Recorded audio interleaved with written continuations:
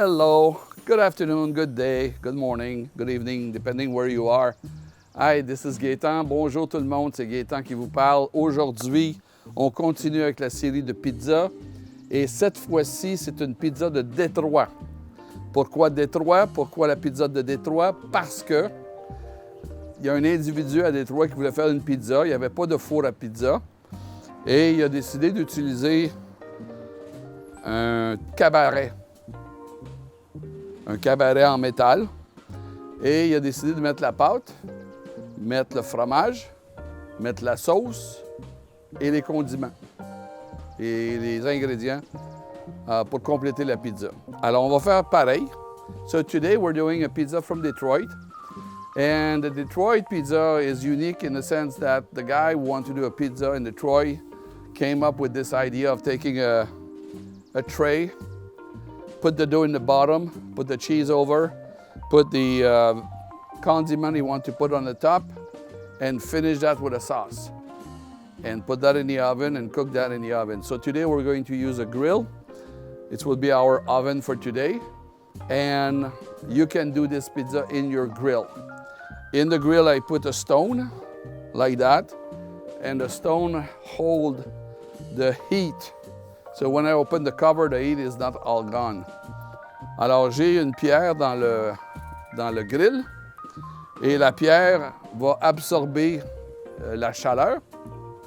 Et quand j'ouvre le couvert, toute la chaleur n'est pas perdue.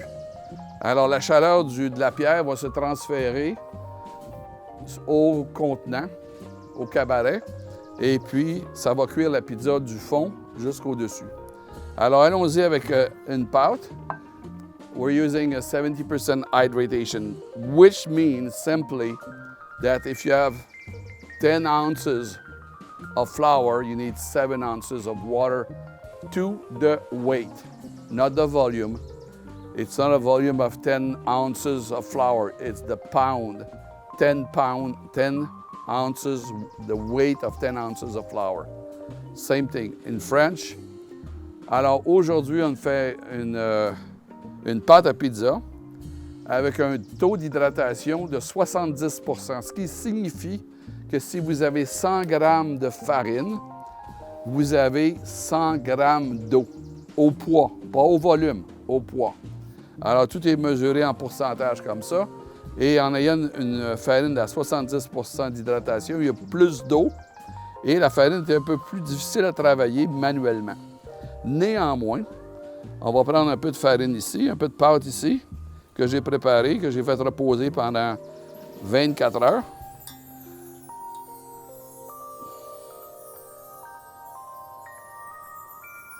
OK. Comme vous voyez, c'est très collant, mais aussi, ça a une structure. Ça, c'est fantastique. So it's very sticky, but there's a structure to it. You see this long strip. So I'll put some flour on the board and I'll start working this dough. That's probably not enough for what I want to do. I'm going to grab some more here. And then we'll add that. So let's see what we have here. Et voici le cabaret qu'on va utiliser, le contenant qu'on va utiliser pour la pizza. This is our container. It's black metal. And I'm going to roll this dough to fit in this container. I have my rolling pin, French one. Alors, je prends un rouleau à pâte traditionnel, français, et je roule la pâte comme ça, gentiment.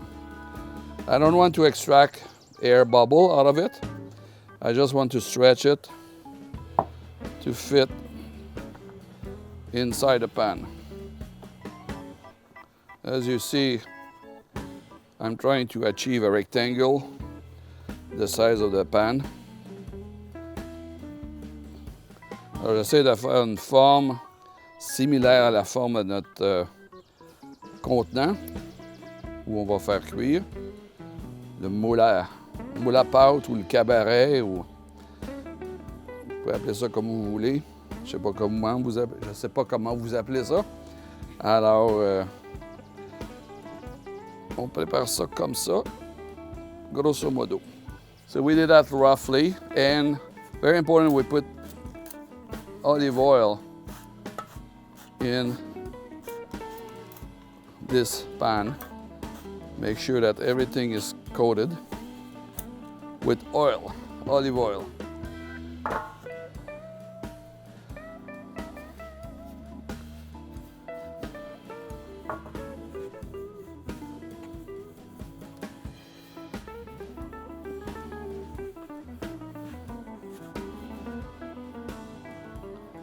So let's go. Take a bat. Okay, we're pretty good there. Now, we have two choices. Il y a deux choses qu'on peut faire à ce point-ci.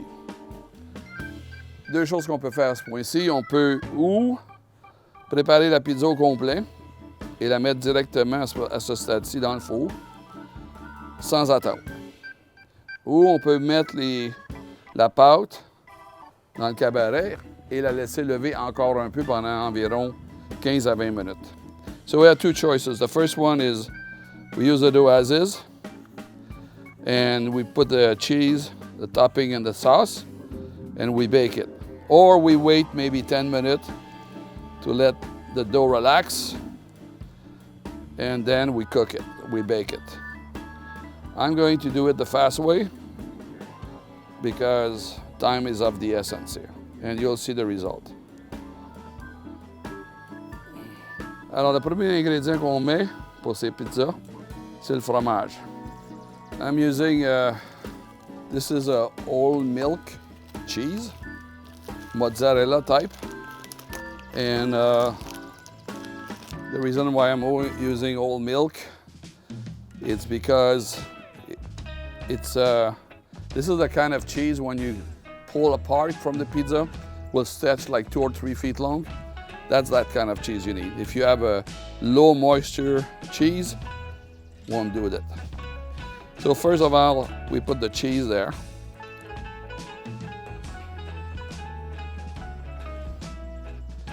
If you're vegan, and there's nothing wrong with that, you can have a vegan cheese. There's excellent mozzarella cheese, vegan mozzarella cheese you can get on the market. There's a brand called BioLife, which came out recently. At least I became aware of that brand, BioLife, which is available in North America. And they have a good choice of cheese, including a mozzarella cheese you can use for that purpose. So we make sure there's cheese everywhere, because this is the essence of the pizza. Alors, j'ai mis du fromage mozzarella de lait entier, organique. Il y a des fromages bio, il y a des fromages vegan qui sont faits sans produits laitiers. Et il y en a une marque qui s'appelle BioLife aux États-Unis, qui est vegan. Il n'y a pas de lait, il n'y a pas de produits laitiers. Alors, vous pouvez vous procurer.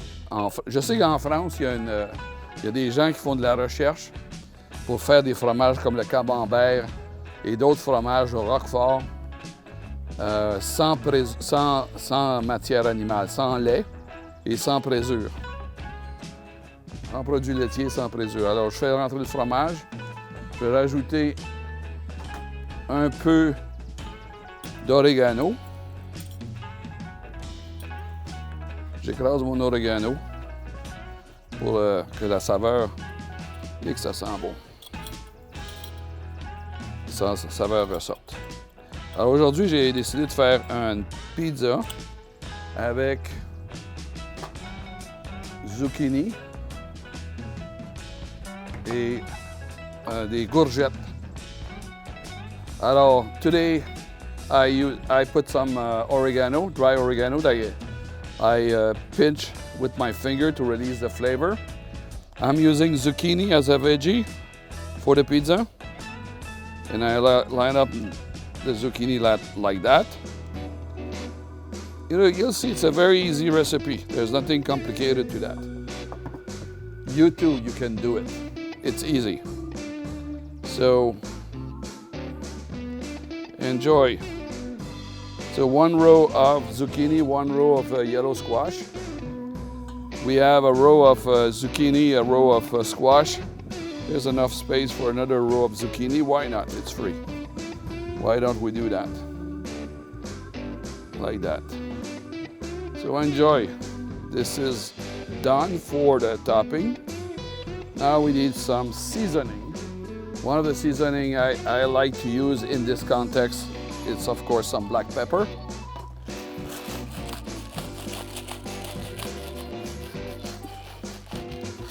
And I will use some seasoned herb called herbe amare. So I'm going to use, alors je viens d'utiliser du poivre. J'ai fait mes rangées de zucchini, mes rangées de courgettes jaunes.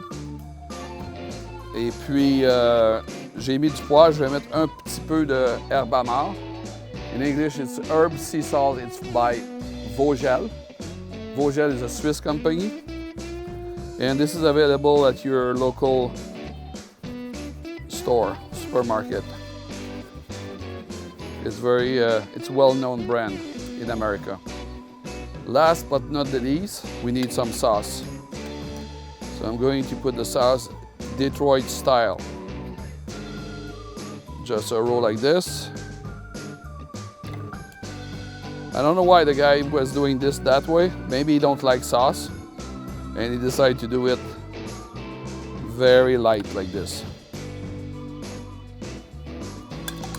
Now, I'll put that aside.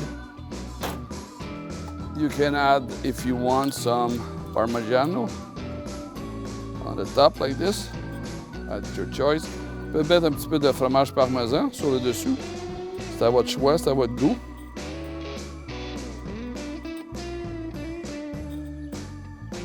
Et voilà. Let me do one thing, I put that there. You need to put that in the oven at 500 Fahrenheit, 475 to 500 degrees Fahrenheit. Most of the oven can achieve that temperature. It's relatively easy to do that in a grill like this one. And so pour la température, on vise une température de 475 degrés Fahrenheit à 500 degrés Fahrenheit. En Celsius, je pense qu'en Celsius, ce serait 325 Celsius. Je pense. Alors, je l'ai mis au four.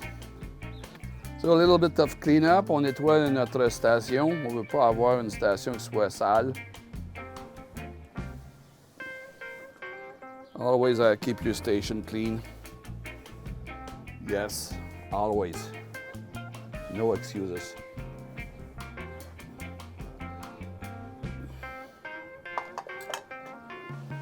So the pizza is ready because I did one before I start producing the video. Came out of the oven a few minutes ago. And as you see, you have one pizza. That's your Detroit pizza. The bottom is cooked. It's not burned, it's brown but not burned, and it's cooked. So you can see the dough is very nice, very light. There's cheese, there's the sauce. And what you're expecting me to do is, n'est-ce pas, ce que vous attendez de moi, c'est que j'y goûte. Alors la pâte est très spongieuse, très légère. Le fromage a fondu, les légumes sont cuits et on y goûte.